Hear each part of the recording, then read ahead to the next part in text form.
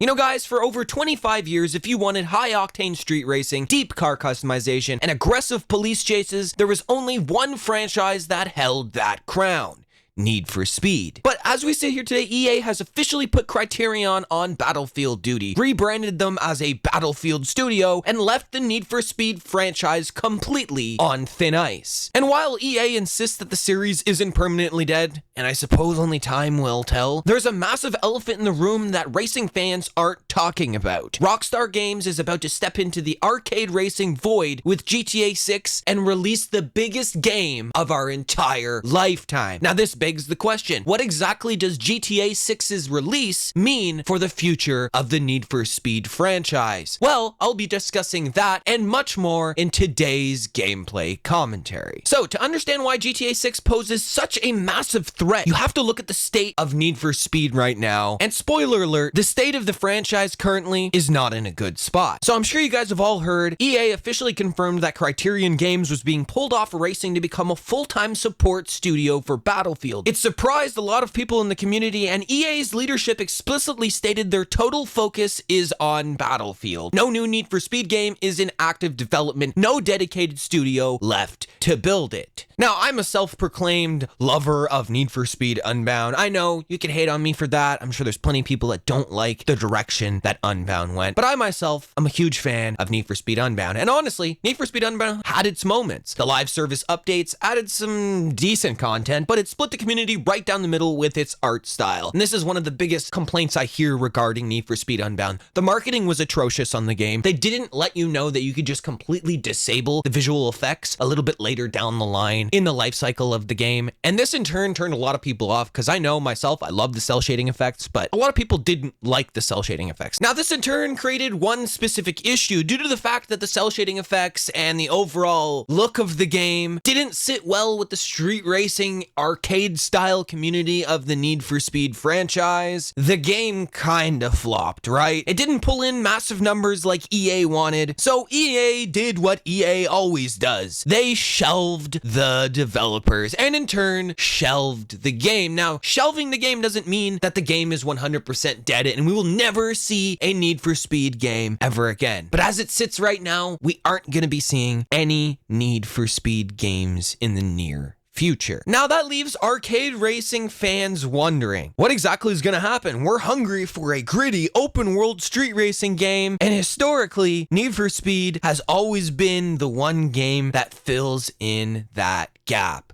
When Need for Speed isn't there anymore, what is there left to replace that fix of arcade racing? You're either looking at Forza, if you're not into Forza, you're looking around, and I think that's where GTA 6 is going to be pulling off the final nail in the coffin for the Need for Speed franchise, unfortunately. Now, of course, you're probably looking at me as a purist racing fan and laughing at me wondering how Grand Theft Auto could replace a dedicated racing game. Now, in GTA 5, the driving was fun, but let's not kid ourselves. It was floaty, simple, and felt extremely arcadey. Rockstar is completely aware of this, by the way, and for GTA 6, they are completely rebuilding vehicle physics from the ground up. We're talking about independent suspension movement, dynamic tire deformation under hard cornering, realistic weight transfer, and weather systems where rain actually alters your traction on asphalt. If you combine that with what's expected to be the deepest vehicle customization Rockstar has ever built, performance upgrades, exhaust notes, body kits, interior details, and GTA 6 isn't just an open world crime game anymore. It's shaping up to be one of the most detailed open world car culture simulators we have ever seen in years. If Rockstar gives us the pleasure of custom tuning, real world handling, weight, illegal street races, and dynamic 5-star police pursuits in a massive Vice City map, why would the average player ever buy a stripped back, lower budget Need for Speed game ever again? And don't get me wrong, I love the Need for Speed franchise. I grew up playing Need for Speed in the early 2000s, but it's no secret that the games have gone down in quality and they've gone down in sales over the years. If GTA 6 could provide an avenue that's even sort of similar to what we see in Need for Speed, they could open up a massive market here to siphon a lot of the players off of Need for Speed and the people that are getting bored of Forza. And I genuinely mean that. Like, Rockstar, on the other hand, they understand environmental immersion better than anybody in the industry. If they nail street racing in Vice City with night meets, highway roll races, actual consequences for crashing, some side bets with racers, if they take all of that and and provide an experience similar to the things we see in the Need for Speed franchise, they are essentially providing us with a game with a totally different set of things to do on top of already being a solid racing game. And if they provide the customization, the crashing, the street racing, the takeovers, etc., if they provide all of that, they take away the exact thing that made Need for Speed special in the very first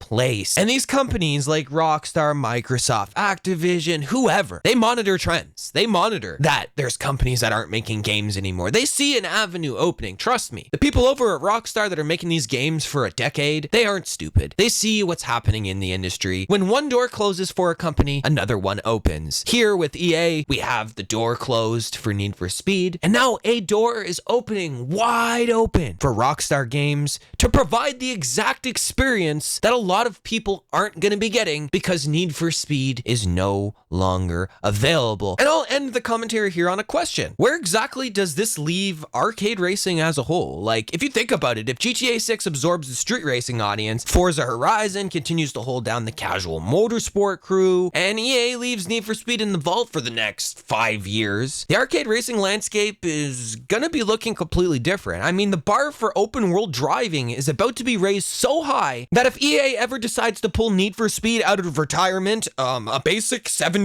release with middle of the road physics and a small car list isn't going to cut it anymore. I mean, it's already not cutting it right now without a shitload of competition. Imagine if we have a GTA 6 game that provides us with a plethora of customization, right? It's going to look completely different. They're going to try and revive this game 5 years down the line when it's too late and all of your core fan base is going to be moved on to a totally different game. Now, don't get me wrong. Do I think that Need for Speed, will be completely dead? Do I think that there's no option to move forward with the franchise? No. I'm hoping we see another Need for Speed game. It's one of my favorite game franchises, what I've grown up on playing. But right now, it's not looking too good. And genuinely, I think that GTA 6 is going to be way too big of a distraction, at the very minimum, for anybody to even be thinking about a Need for Speed game, let alone EA themselves thinking about reviving the franchise. But that's just my opinion. Let me know how you guys feel in the comment section below. If you liked today's video, make sure to like the video, subscribe to the channel if you're new, and don't forget to comment down below your opinion for the algorithm and so I can answer all of your questions. Peace out, and I'll catch everybody in the next one.